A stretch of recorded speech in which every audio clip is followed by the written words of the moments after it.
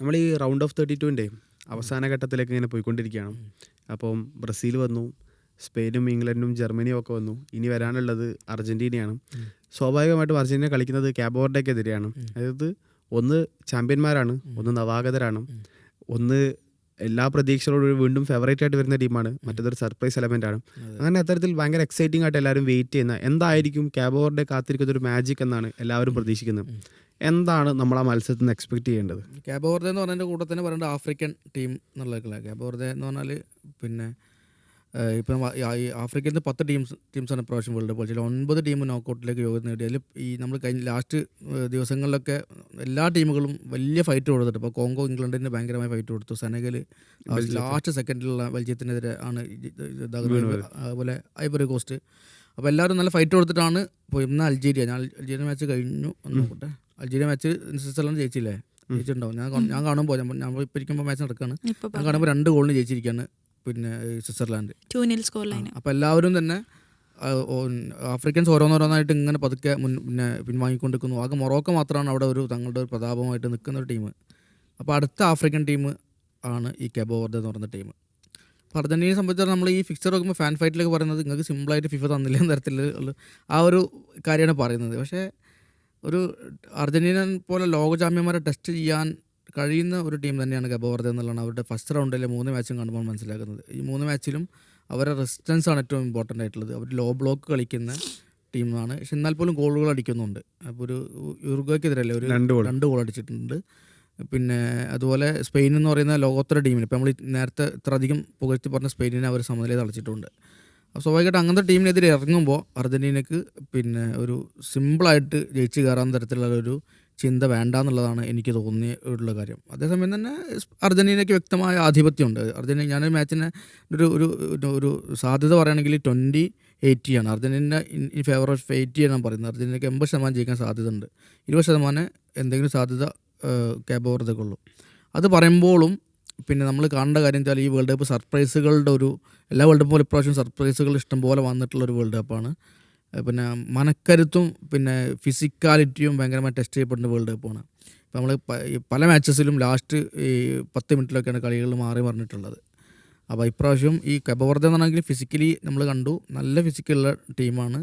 പിന്നെ ഡിഫൻസാണ് അവർ കാര്യമായിട്ട് എടുക്കേണ്ട പണി. ഒരു പിന്നെ 4-4-2 ആണ് അവർ കളിക്കുന്ന ശൈലിയെങ്കിലും 8-2 അല്ലെ 8-1-1 എന്നുള്ളതാണ് അവരുടെ ഒരു ആക്ച്വലി ഒരു പിന്നെ ഇൻ മാച്ച് പൊസിഷൻ വരുന്നത്. അത്തരത്തിലുള്ള ഒരു പരിപാടിയാണ് ചെയ്യുന്നത്. അപ്പോൾ മെസ്സി പിന്നെ മെസ്സിക്കും അർജൻറ്റീനയ്ക്കും അർജൻറ്റീന ടീം എന്ന് പറഞ്ഞാൽ നമുക്കറിയാം കാണാപ്പാടാണ്. താരനിരകൾ നിറഞ്ഞ ടീമാണ്, ഫുൾ സെറ്റ് ടീമാണ്, ഒരു വ്യക്തമായ സ്റ്റൈലിൽ ഫുട്ബോൾ കളിക്കുന്ന ഒരു പ്ലാൻസ് ഉള്ള ടീമാണ്. അപ്പോൾ ഈ അർജൻറ്റീന എങ്ങനെയാണ് അല്ലെങ്കിൽ സ്കലോനി എങ്ങനെയാണ് ഈ കാബോ വെർദെ എന്ന് പറഞ്ഞ ടീമിൻ്റെ ഈ ഡിഫെൻസീവ് സ്ട്രക്ചറിനെ പൊളിക്കാൻ ഉള്ള പ്ലാൻ കണ്ടെത്തിയിട്ടുള്ളത് അത് കാണാനാണ് നമ്മൾ കാത്തിരിക്കുന്നത്. അത് എനിക്ക് തോന്നുന്നത് എൻ്റെ ഒരു ഗട്ട് ഫീലിംഗ് പറയുകയാണെങ്കിൽ അത് പിന്നെ മാച്ച് പിന്നെ ഫസ്റ്റ് ഹാഫിൽ അർജൻറ്റീന ഒരു 1-2 ഗോൾ അടിക്കുകയാണെങ്കിൽ ഈ ടൂർണമെൻറ്റിൽ കാബോ വെർദെ ഇതുവരെ ഇല്ലാത്ത ലെവലിൽ ഒരു തോൽവി രുചിക്കും. പക്ഷേ ആദ്യ പകുതി അർജൻറ്റീന ഗോൾ അടിക്കാതെ പിടിച്ച് വെക്കാൻ കാബോ വെർദെ കഴിയുകയാണെങ്കിൽ പിന്നെ പതുക്കെ പ്രഷർ കയറി അവസാന മിനിറ്റുകളിൽ എന്തെങ്കിലും ഒരു കയോസ് മൂവ്മെൻറ്റുകൾ ഉണ്ടാവും എന്നുള്ളതാണ് എനിക്ക് തോന്നുന്നത്. ഇപ്പോൾ ഈ ഒരു മത്സരത്തിലേക്ക് വരുമ്പോഴേ അർജൻറ്റീന 11 നമുക്കറിയാം, ഒരുപാട് താരങ്ങൾ ഓരോ ടീമിൻ്റെ മെയിൻ പ്ലെയേഴ്സ് ആയിട്ടുള്ള താരങ്ങളാണ് കളിക്കുന്നത്. ഒരു മെസ്സി സെൻട്രിക് ആയിട്ടുള്ള ഒരു അപ്രോച്ച് ആയിരിക്കും എന്തുകൊണ്ടും സ്കലോണി പരീക്ഷിക്കുക. അതിലൊരു കൺഫ്യൂഷൻ ഉള്ളത് സ്ട്രൈക്കർ റോളിൽ ആര് വരുമെന്നുള്ളതാണ്. കാരണം ഒന്ന് അൽവാരസിൻ്റെ പേരാണ് പറയുന്നത്. കഴിഞ്ഞൊരു വേൾഡ് കപ്പിലൊക്കെ അൽവാരസ് ഉണ്ടാക്കിയൊരു ഇമ്പാക്റ്റ് നമ്മൾ കണ്ടിട്ടുള്ളതാണ്. എന്നാൽ ഈ വേൾഡ് കപ്പിൽ അൽവാരസിൻ്റെ പരിക്കും മറ്റൊക്കെ കാരണം കൊണ്ട് തന്നെ ലൗതാരോ മാർട്ടിനസ് ആയിരുന്നു പല മത്സരങ്ങളും സ്റ്റാർട്ട് ചെയ്യുന്നത്, അല്ലെങ്കിൽ ഒരു മെജോറിറ്റി ഓഫ് ടൈം ആ പൊസിഷൻ ഹാൻഡിൽ ചെയ്തിരുന്നത് മാർട്ടിനസ് ആയിരുന്നു.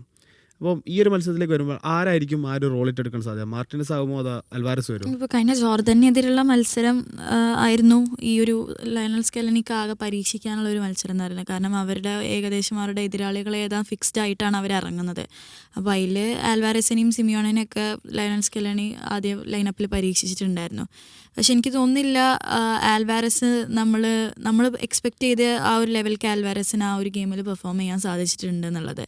അപ്പോൾ ഈ ഒരു മാച്ചിൽ എനിക്ക് തോന്നുന്നു ലൗതാരോ മാർട്ടിനസ് കഴിഞ്ഞ കുറച്ച് വേൾഡ് കപ്പിലൊക്കെ ഒരുപാട് കോൺട്രിബ്യൂഷൻസും എക്സ്പീരിയൻസ് ഉള്ളൊരു പ്ലെയർ തന്നെയാണ് ലൗതാരോ മാർട്ടിനസ്. അപ്പോൾ ഐ തിങ്ക് ഈ ഒരു മാച്ചിലും ലൗതാരോ മാർട്ടിനസ് തന്നെ ആവും കളിക്കുക എന്നുള്ളതാണ് എനിക്ക് ഫീൽ ചെയ്യുന്നത്. നമ്മൾ ഈ കഴിഞ്ഞ മത്സരം ജോർദാനെതിരെയുള്ള മത്സരത്തിൽ ലൈനപ്പിൽ വന്ന ഒരുപാട് ചേഞ്ചസ് ഉണ്ട്. അതിലൊന്നായിരുന്നു ലൊസെൽസോയെ കൊണ്ടുവരുന്നത്. ലൊസെൽസോ നമ്മൾ അന്ന് ഡിസ്കസ് ചെയ്ത പോലെ തന്നെ ലൊസെൽസോ എന്തുകൊണ്ടും സ്കലോണിയുടെ ഒരു പുത്രൻ എന്ന് പറയുന്ന പോലെ സ്കലോണിക്ക് അത്രയും പ്രിയപ്പെട്ടവനാണ് ലൊസെൽസോ എന്നുള്ളത്. ലൊസെൽസോ ആ കിട്ടിയ അവസരം നന്നായി മുതലെടുത്തു, നന്നായി സ്കോർ ചെയ്തു, നന്നായി കളിച്ചു. അതായത് ആരാധകർക്ക് താൻ എന്തുകൊണ്ട് സ്കലോണിയുടെ പ്രിയപ്പെട്ടനായി അയാൾ അടയാളപ്പെടുത്തി കൊടുത്തു.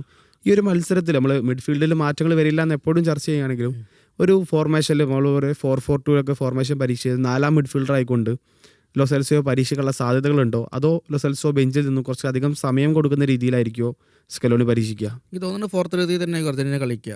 അതിന് ഒരു കാരണം എന്ന് വെച്ചിട്ടുണ്ടെങ്കിൽ ഈ മാച്ചിൽ വിങ്ങർമാർക്ക് കുറച്ചധികം പ്രാധാന്യം ഉണ്ടാവാൻ സാധ്യതയുണ്ട്. കാരണം ഈ ലോ ബ്ലോക്ക് ചെയ്ത് അടച്ച് ഡിഫെൻഡ് ചെയ്യുന്ന ടീമുകൾക്കെതിരെ ഹൈ ബോളുകൾ കളിക്കാനും അതുപോലെ എന്താ പറയുക അങ്ങനെ ഗോൾ കണ്ടെത്താനുള്ള ചാൻസ് കൂടി അർജന്റീന നോക്കാൻ സാധ്യതയുണ്ട്. അർജന്റീന മിഡ്ഫീൽഡിൽ ഈ ഫസി പറഞ്ഞൊരു കാര്യം ഭയങ്കര കറക്റ്റാണ്. എന്ന് വെച്ചാൽ ലോസെൽസോ ആ മാച്ചിൽ ജോർഡൻ മാച്ചിൽ ഭയങ്കരമായിട്ട് ഫോമായി ഗോൾ അടിക്കുകയും ചെയ്തു. അപ്പോൾ അങ്ങനത്തെ ഒരു പ്ലെയർ നെക്സ്റ്റ് മാച്ചൊക്കെ ഉറപ്പായിട്ടും ടീമിൽ വരേണ്ടതാണ്. പക്ഷേ അതേസമയം തന്നെ ടീമിലാണെങ്കിൽ ഓൾറെഡി വളരെ സെറ്റായിട്ടുള്ള 3 ഡിഫറൻ്റ് ആയിട്ടുള്ള റോളുകൾ അവരുടെ രീതിയിൽ ഭയങ്കരമായിട്ട് ചെയ്യുന്ന 3 പ്ലേയേഴ്സ് ഉണ്ട്. ഇപ്പോൾ എൻസോ ഫെർണാണ്ടസ്, ഡീപോൾ, മക്കലിസ്റ്റർ. ഇവർ 3 പേര് 3 ഡിഫറെൻറ്റ് സ്റ്റൈൽസിൽ അവരുടെ റോളുകൾ നന്നായി എടുക്കുന്ന ആളുകളാണ്. പിന്നെ മെസ്സിയുമായിട്ടുള്ളൊരു കണക്ഷൻ ഈ മിഡ്ഫീൽഡർമാർ വളരെ അത്ഭുതകരമായ ലെവലിൽ തന്നെ നമ്മൾ കാണുന്നുണ്ട്. അപ്പോൾ സ്വാഭാവികമായിട്ട് ആ ഒരു മിഡ്ഫീൽഡിൽ ഒരു മാറ്റം കൊണ്ടുവരിക എന്നുള്ളത് സാധ്യതയില്ല. എനിക്ക് കാരണം വെച്ചാൽ ഒന്ന് ഈ ജോർദാൻ മാച്ചിൽ മെസ്സി സ്റ്റാർട്ട് ചെയ്യുന്നില്ല, ലോസൽസ് സ്റ്റാർട്ട് ചെയ്ത് മെസ്സി സ്റ്റാർട്ട് ചെയ്യുന്നില്ല. അപ്പോൾ മെസ്സിയുമായി ലിങ്കപ്പ് പ്ലേക്ക് അധികം ചാൻസ് കുറവായിരുന്നു. അപ്പോൾ അതൊരു ടെസ്റ്റ് എന്നുള്ളക്ക് അദ്ദേഹം നോക്കി അത് വിജയിച്ചു എന്നുള്ളത് മാത്രമേ എനിക്ക് തോന്നുള്ളൂ. അതുപോലെ ഡിഫൻസിലാണെങ്കിൽ അന്ന് സെനേസിയെ പരീക്ഷിച്ചു, ഒറ്റമൻഡിയെ പരീക്ഷിച്ചു. പക്ഷേ ഇവർ രണ്ടുപേരും അത്യാവശ്യം നന്നായി കളിച്ചെങ്കിൽ പോലും ഒറ്റമൻഡി അടിപൊളിയായി കളിച്ചു, വളരെ നന്നായി കളിച്ചു, നന്നായി റേറ്റ് ചെയ്യപ്പെട്ട പ്ലെയറാണ് ആ മാച്ചിൽ. പക്ഷേ എന്നാലും നമ്മുടെ ബാക്ക് ലൈനിലേക്ക് ഒറ്റമൻഡിക്ക് സ്റ്റാർട്ട് കൊടുക്കാനോ സെനേസിക്ക് സ്റ്റാർട്ട് കൊടുക്കാനോ സാധ്യത കാണുന്നില്ല. ഞാൻ കാണുന്നത് ഈ 4-3 നേരത്തെ ഈ തൊട്ട് മുമ്പത്തെ 2 മാച്ചസിലും ഉണ്ടായ സെയിം ലൈനപ്പ് തന്നെ ആയിരിക്കും വരിക എന്നാണ് എനിക്ക് തോന്നുന്നത്. പിന്നെ ഈ സ്റ്റൈലും ഈ 4-3 തന്നെ ആയിരിക്കും, അതിനകത്ത് 4-4-2 മാറാൻ സാധ്യത കാണുന്നില്ല. ഇത് ഈ നേരത്തെ നൂറ് പറഞ്ഞൊരു കാര്യമുണ്ട്, ലൗതാറോ മാർട്ടിനസ്. അയാൾ അൽവാരസിനേക്കാൾ ഏരിയൽ എബിലിറ്റി കൂടുതലുള്ള ഹെഡ് ചെയ്യാൻ കഴിയുന്ന പ്ലെയറാണ്. അത് ഈ മാച്ചിൽ ഇമ്പോർട്ടൻ്റ് ആവാൻ സാധ്യത. അതുകൊണ്ട് തന്നെ അവിടെയും പിന്നെ എന്താ പറയുക ഇയാൾ തന്നെ സ്റ്റാർട്ട് ചെയ്യുക, ലൗതാറോ മാർട്ടിനസ് സ്റ്റാർട്ട് ചെയ്യുന്നതാണ് എനിക്ക് തോന്നുന്നത്. ഫിസിക്കാലിറ്റി ലൗതാറോ മാർട്ടിനസ് ഉണ്ട് എന്നുള്ളതാണ്. നമ്മൾ ഈ ക്യാബ് വെർഡേൻ്റെ മത്സരത്തിന് മുമ്പേ നമ്മൾ സോഷ്യൽ മീഡിയ ഇങ്ങനെ തുറക്കുമ്പോൾ കാണുന്നുണ്ട്, മറ്റേ മന്ത്രവാദി പൊടിയൊക്കെ എറിഞ്ഞിട്ട് പറയുന്നുണ്ട് അർജന്റീന തോൽക്കും.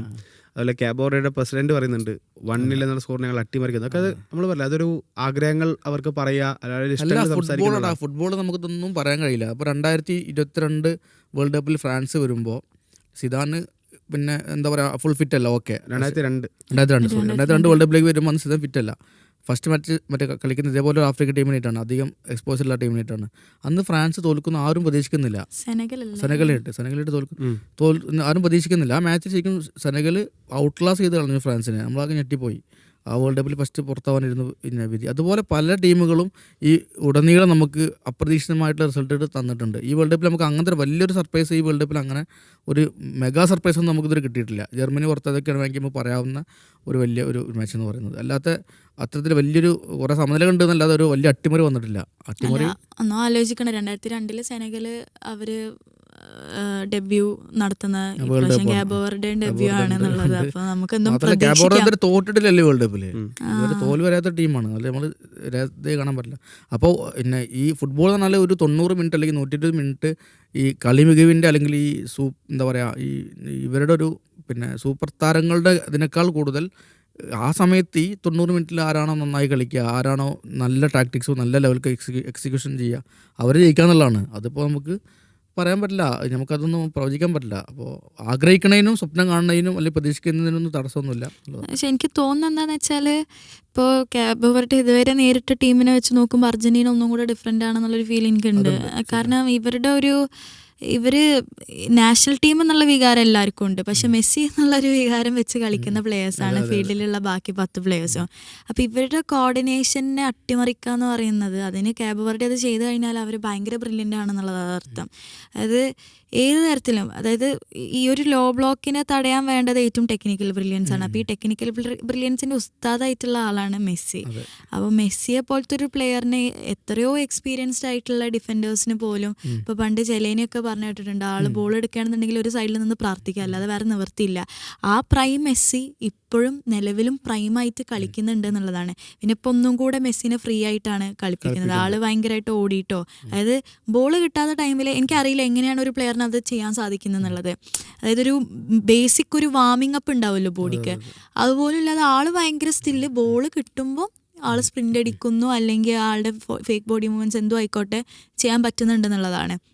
അപ്പോൾ ഇത്രയും അസാധാരണമായൊരു പ്ലെയർ അവിടെ ഫീൽഡിൽ ഉണ്ടാവുമ്പോൾ ആക്ച്വലി നമ്മുടെ ഉള്ളിലൊരു ആകാംക്ഷയാണ് കാബോ വെർഡെ അത് എങ്ങനെ റെസിസ്റ്റ് ചെയ്യും, അല്ലെങ്കിൽ ഇതുവരെ കണ്ട കാബോ വെർഡെ എങ്ങനെ അർജൻറ്റീനയുടെ കൂടെ, പ്രത്യേകിച്ച് മെസ്സി എന്നുള്ളൊരു ഫാക്ടർ, എക്സ് ഫാക്ടർ അർജൻറ്റീന കൂടെ ഉണ്ടാകുമ്പോൾ അവരെങ്ങനെ ചെയ്യും എന്നുള്ളത്. പക്ഷെ അതർവൈസ് ഐ തിങ്ക് അട്ടിമറികൾക്ക് ചാൻസ് കുറവാണ്. പക്ഷെ അട്ടിമറിച്ച് അതിന് ആരും ഒന്നും പറയരുത് കേട്ടോ. നമ്മളിതൊരു ഡ്രീം റൺ എന്നൊക്കെ പറയും പോലെയാണ് ശരിക്കും കാബോ വെർഡെ. കാരണം അവർ യോഗ്യത നേടുമെന്ന് പോലും അവർ പലപ്പോഴും ചിന്തിച്ചിട്ടുണ്ടാവില്ല. പക്ഷെ നേടി വരുന്നു, സ്പെയിനെ തളയ്ക്കുന്നു, ഉറുഗ്വയെ തളയ്ക്കുന്നു, സൗദി അറേബ്യയെ തളയ്ക്കുന്നു, ഇനി അർജന്റീനയോട് കളിക്കുന്നത്. പക്ഷേ ഇതിന്റെ ഏറ്റവും രസം എന്ന് വെച്ചാൽ ലോകകപ്പ് യോഗ്യത നേടിയ സമയത്ത് അത് ഭയങ്കര വാർത്തയാണല്ലോ കാബോ വെർഡെ വരുന്നത്. അപ്പോൾ കാബോ വെർഡെയിലെ പല പ്ലെയേഴ്സിനോടും ചോദിക്കുന്നുണ്ട് ആരെ നിങ്ങൾക്കെതിരെ കിട്ടണമെന്ന്. അവർ ഏറ്റവും കൂടുതൽ ആഗ്രഹിച്ചിരുന്നത് അർജന്റീനയാണ്. കാരണം അവർ പറയുന്നത് മെസ്സിക്കെതിരെ കളിക്കുക, മെസ്സിക്കൊപ്പം ഫീൽഡിൽ ഒരു 90 മിനിറ്റ് അല്ലെങ്കിൽ ഒരു മിനിറ്റെങ്കിലും ഷെയർ ചെയ്യുക എന്നുള്ളത് എല്ലാ പ്ലെയേഴ്സിന്റെ ആഗ്രഹം പോലെ ഞങ്ങളുടേതാണ്. അപ്പോൾ അതിലേറ്റവും ഹാർഡ് കോർ മെസ്സി ഫാനായിട്ട് സംസാരിച്ചിരുന്ന ഒരാൾ ഒസീനിയാണ്. ആ ഒസീനൊക്കെയുള്ള ഏറ്റവും വലിയ അവസരമാണ് മെസ്സി അടിക്കുന്ന ഓരോ ഷോട്ടും തടുക്കാൻ, അല്ലെങ്കിൽ മെസ്സിയെ ഗോൾ അടിപ്പിക്കാതിരിക്കുക എന്നുള്ള ദൗത്യം. അപ്പോൾ ശരിക്കും പറഞ്ഞാൽ ഒരു ഫാൻ ബോയ് വേഴ്സസ് ഒരു ഐഡൽ തമ്മിലുള്ള ഒരു മാച്ച് പോലെ നമുക്ക് സെലിബ്രേറ്റ് ചെയ്യാൻ പറ്റുന്ന ഒരു മാച്ചാണ്. എന്തുകൊണ്ടും നമുക്കറിയാം അർജന്റീന ഫേവറേറ്റ്സ് ആണെന്നുണ്ടെങ്കിൽ കൂടി ആ ഒരു 90 മിനിറ്റ് അല്ലെങ്കിൽ 120 മിനിറ്റ് തീരുമാനിക്കും ആര് വിജയിക്കും. ഒരു കാര്യം കൂടി ഉണ്ട്, ഇപ്പോൾ ഒരു രസകരമായ കൗതുകമുള്ള കാര്യമാണ്. രണ്ട് കാര്യങ്ങളുണ്ട്. ഒന്ന്, മെസ്സി ഈ സ്കോർ ലിസ്റ്റിൽ ഇപ്പോൾ ടോപ്പിൽ എംബാപ്പ കൂടെ എത്തിയല്ലോ അല്ലേ. സ്വാഭാവികമായിട്ട് മെസ്സിക്ക് അത് മറികടക്കാന്നുള്ളത് ഒരു സംഗതി ഉണ്ട് അതിനകത്ത്. രണ്ടാമത് വെച്ചാൽ ഈ കൗതുകമുള്ള കാര്യം വെച്ചാൽ ഈ വേൾഡ് കപ്പിൽ ഇത് കാബോ വെർഡെക്ക് അനുകൂലമാണ്, അർജന്റീനയ്ക്ക് അനുകൂലമാണ്. കാബോ വെർഡെക്കെതിരെ ഏറ്റവും കൂടുതൽ ഗോൾ അടിച്ചിട്ടുള്ളത് ലാറ്റിൻ അമേരിക്കൻ ടീമാണ്. ആരാണ്? യൂറുഗ്വേ അടിച്ചിട്ടുള്ളത് ഈ വേൾഡ് കപ്പിൽ 2 ഗോൾ അടിച്ചിട്ടുള്ളത്. ലാറ്റിൻ അമേരിക്കൻ ടീമിനെതിരെയാണ് ഉറുഗ്വേ ഗോൾ അടിച്ചിട്ടുള്ളത്. അതെ, കാബോ വെർഡെ ഗോൾ അടിച്ചിട്ടുണ്ടെങ്കിൽ 2 ഗോൾ അടിച്ചിട്ടുള്ളതെങ്കിൽ ആരാണ്? അത് ഉറുഗ്വേക്കെതിരെയാണ്. അപ്പോൾ അതുകൊണ്ട് തന്നെ ലാറ്റിൻ അമേരിക്കൻ ടീമാണ് അർജന്റീന, അറ്റാക്കിംഗ് ഫുട്ബോൾ കളിക്കുന്ന ടീമാണ്. ആ ടീമിന് ഗോൾ അടിക്കാൻ, അറ്റാക്കിംഗ് കളിക്കുന്ന ടീമിനെ ഗോൾ അടിക്കാൻ കഴിയുന്നുള്ളത് അവർ ഉറുഗ്വേക്ക് തെളിച്ചിട്ടുണ്ട്. ഇത്ര ലോ ബ്ലോക്ക് കളിക്കുന്ന ഇത്രയും പിന്നെ എന്താ പറയുക അടച്ച് ഡിഫെൻഡ് ചെയ്യുന്ന ടീമിനെതിരെ ഗോൾ അടിക്കാൻ പറ്റുന്ന ഉറുഗ്വേ തെളിച്ചിട്ടുണ്ട്. അതുകൊണ്ട് തന്നെ ഒരു അല്ല കാബോ വെർഡെ എന്തായാലും അവർ മനം കവർന്നു എന്നുള്ളതാണ്. അർജന്റീനക്കെതിരെ വിജയിച്ചാലും പരാജയപ്പെട്ടാലും ആ ഒരു ഫാക്ടർ, അതായത് ഇപ്പം നമ്മൾ അർജന്റീന വലിയ ടീമാണ് നമുക്കറിയാം, പക്ഷെ എന്നാലും അവരെന്തോ ചെയ്യുന്നുള്ളൊരു എക്സ്പെക്റ്റേഷൻ കൊണ്ടുവരുന്ന തരത്തിൽ അവരുടെ പെർഫോമൻസ് അവർക്ക് ഉയർത്താൻ സാധിച്ചിട്ടുണ്ട്. നമ്മൾ എന്തൊക്കെയോ എക്സ്പെക്ട് ചെയ്യുന്നുണ്ട് കാബോ വെർഡെ. അതായത് ഇനിയിപ്പം എന്ത് വലിയ സ്കോർ ലൈനിൽ ഈ ഒരു മത്സരം അവസാനിച്ചാലും കാബോ വെർഡെ എന്നുള്ളൊരു പേരും അവരുടെ ഈ ഒരു 26 വേൾഡ് കപ്പ് റണ്ണും ഓർമ്മിക്കപ്പെടും. അടുത്തൊരു വേൾഡ് കപ്പ് വരുമ്പം കാബോ വെർഡെയുടെ പെർഫോമൻസ് എന്താണ്, യോഗ്യത നേടിയോ എന്നൊക്കെ ഉള്ളത് ഒരു ചർച്ച കളിക്കാർക്ക് തോന്നി ഈ വേൾഡ് കപ്പിൽ. പിന്നെ ഈ ആഫ്രിക്കൻ ടീമുകൾപ്പെട്ട കുറേ കളിക്കാർ, ഇപ്പോൾ കോങ്കോ പ്രത്യേകിച്ച് ഞാൻ കണ്ടത് ഇപ്പോൾ ഒരു മുത്തുസ്വാമി എന്ന് പറഞ്ഞ പ്ലെയർ ഉണ്ടായിരുന്നു, നമ്മൾ സാമുവൽ മുത്തുസ്വാമി. ഞാൻ ആ ലാസ്റ്റ് മാച്ച് കണ്ടപ്പോൾ ഇംഗ്ലണ്ട് മാച്ചിലൊക്കെ അയാളുടെ വർക്ക് റേറ്റ് ഒക്കെ അപാരം. അത് ഏതോ ചെറിയ മറ്റേ ഗ്രീസിലെ ഏതോ ചെറിയ ക്ലബ്ബ് കളിക്കുകയാണ്. അതുപോലെ കുറേ പ്ലേയേഴ്സ് അതിനകത്ത് കുറേ നല്ല ക്ലബ്ബ് കളിക്കുന്നവരുണ്ട്. പക്ഷേ ഇതുപോലുള്ള കുറേ പ്ലേയേഴ്സിന് എന്താ പറയുക ഒരു നല്ല കോൺട്രാക്ട് കിട്ടാൻ ഈ വേൾഡ് കപ്പ് സാധ്യതയുണ്ട്. പ്രത്യേകിച്ച് സ്വാഭാവികമായിട്ട് ഇതിനകത്തുള്ള മറ്റേ കാബോ വെർഡെക്കെതിരെയുള്ള കാബോ വെർഡെയുടെ ടീമിൽപ്പെട്ട പ്ലേയേഴ്സിനുണ്ട്. വൊസീഞ്ഞ കിട്ടുമെന്ന്, പക്ഷേ അദ്ദേഹത്തിന് പ്രായമില്ല. അതാ ഞാൻ പറയുന്നത് ഏറ്റവും സങ്കടമുള്ള ഒരു ഫാക്ടർ വൊസീനയാണ്. വൊസീഞ്ഞക്ക് ഏതൊരു ക്ലബ്ബ് ഏതോ സെക്കൻഡറി ക്ലബ്ബ് ഒരു ഓഫർ കൊടുത്തിട്ടുണ്ടെന്നാണ് ഞാൻ കേട്ടത് യൂറോപ്പിലെ, എന്നാണ് ഇന്നലെ വായിച്ചത്. അപ്പോൾ ഈ ഫസി പറഞ്ഞ പോലെ ഇതൊരു മെമ്മറബിൾ റണ്ണാണ്. യെസ്.